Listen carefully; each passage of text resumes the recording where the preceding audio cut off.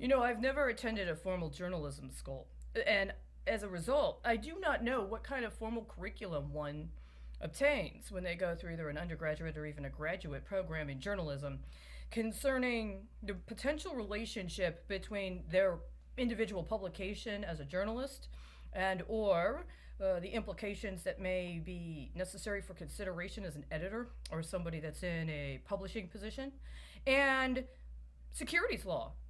As a matter of fact, I don't know if it is a part of what's considered to be professional consideration, professional development, or even a formal curriculum, including through the universities, that directly discusses what the ethical, regulatory, political, social, and other considerations are about how the presentation of information that one provides as a journalist may factor into considerations of securities law.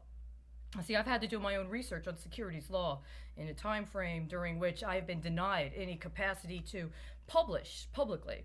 And as a matter of fact, the last thing I was able to get published was a editorial in a suburban newspaper. It was a letter to the editor regarding public education and the relationship between a budget debate between the state and the city of Chicago, supposedly about public education, in consideration of major businesses that were leaving the suburbs for relocation to the city, how these things may have factored in. It was the first time I ever wrote it as a letter to the editor.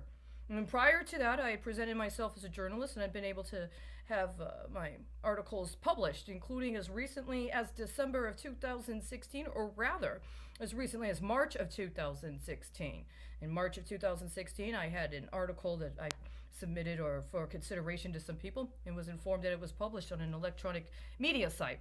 And once it was published, I printed that out and I sent it with a formal request to initiate an investigation into some of the allegations that were contained in that article. But what I did not know prior to those efforts was that, according to securities law, various articles, various kinds of media representation of your company can be considered in fulfillment of public reporting requirements associated with filing with the Securities and Exchange Commission. Now, what these qualitative standards are and what is associated with the potential conflicts of interest, for instance, between a publication that might be a subsidiary of a larger investment paradigm and or the actual content of the article and the presentation of information as it may be relevant for more than one entity at a time. I don't know. I have not had the capacity thus far to engage in a collegial professional manner with somebody about these concerns. But it does bring up a point now that makes me very curious. Was it something that people I used to work with knew? Is it something they learned about in business school? Was it something they learned about in journalism school? Is it something they were apprised of in consideration of the fact they had a family member that actually served in public office? See, these were the kinds of people I used to actually have a professional relationship with when I first started my professional course of action as a journalist and a newspaper editor. Did they know? Did they know what the implications of having a circulation increase to 63,000 per issue were in 1998, 1999? Did that matter to them in the same way that it would matter to me now? It's different than 65, right? Holding steady at 63, including in an effort to expand to the nation's capital. Say, if you were to engage me in a conversation now about professional etiquette or decorum around journalism and the media, these would all be on the table. We'd have to have a policy on this.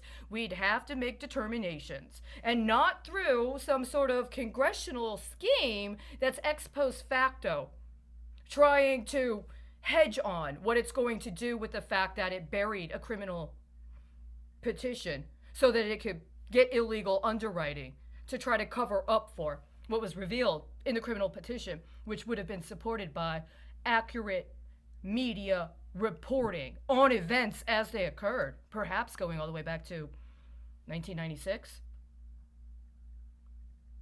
within less than a block of what later became the president's house. Things like that, right? These are considerations maybe somebody understood at the time because they had a professional education, a curriculum that actually addressed these as professional considerations. I don't think it was. So, when I am working at a publication as a managing editor with a woman who's the editor and later promoted to editor in chief, there is no consideration I had at that time with the fact that she was also a founding member and editor of what was called MBA magazine, or rather Black MBA magazine. Didn't really know about the magazine. I never read it myself. But today, if you told me you were going to be the editor in chief of my newspaper, and I was the managing editor, and I had a staff that I was working with, but you were also the founder and editor of another publication, this would be something we would have to discuss from a perspective of mitigating against potential conflicts of interest, assuring editorial integrity in our publication. I mean, what you do with the other one, right?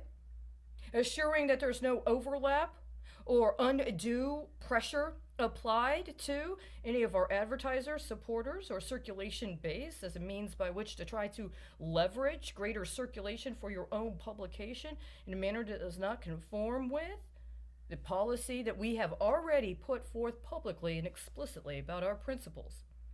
These would have been very basic things that even somebody without a higher education or PhD or JD or whatever that is, right?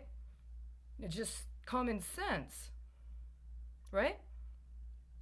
And if in the course of all of that something happened, like say somebody comes to you and says, I need for you to do something illegal.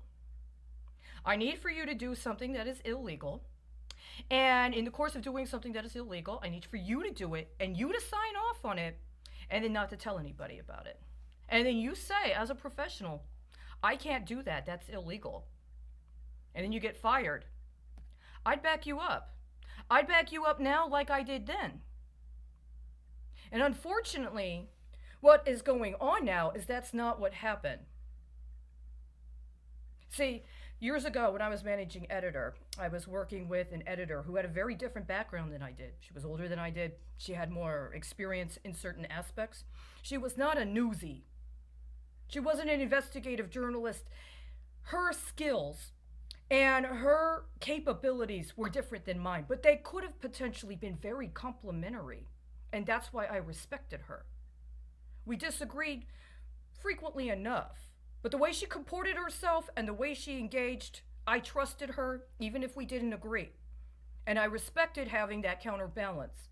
It was something that helped me feel confident if I needed to mitigate against criticisms that came from people that might have been on staff or people that might have been in otherwise considered a colleague or somebody I would hope to develop a collegial relationship with.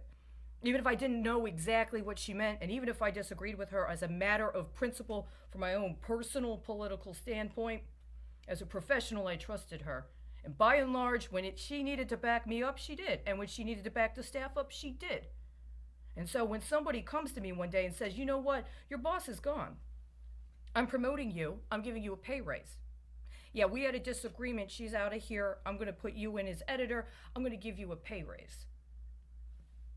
Now, that doesn't make any sense to me. You want me to do a job I'm not actually qualified for in the same way she is. I need to get a little bit of an understanding about this sudden change of perspective. And it turned out somebody told her she needed to do something illegal. She said no. She got fired. I did what I did. The staff I was working with, they did what they did. She did what she did. He did what he did. The board did what they did. Well, now we are where we are. You had no right to take that and disappear my entire professional record so you could use it as hedging on somebody else's political campaign. And then going on, how many years later? We're coming up on what, 20 years? What articles did I write that you thought you could flip 20 years later in the manner you're trying to flip right now? See, that's what you did. I backed you up. I backed you up. I didn't back up a conspiracy to defraud the entire world and to defraud the government of my country so that somebody else could try to promote an interest that is not in anybody's best interest, because I'm very concerned. I know exactly what articles I personally wrote, and in the context of what other selections may have been compiled as a portfolio to put another one of those 20-year tips on, so that right as somebody's 12-year personal loan taps out, he doesn't die, he multiplies by a factor of 1 million. It's not acceptable. I apologize. It behooves you to have more support than to know that you and your efforts would be so slandered, because that's what this is. It's absolutely slanderous to think that a woman with your capability, your competence, who did what she did at a very important time that was not very popular for women like her to do. Well, that's part of the kind of community and the people I know I come from.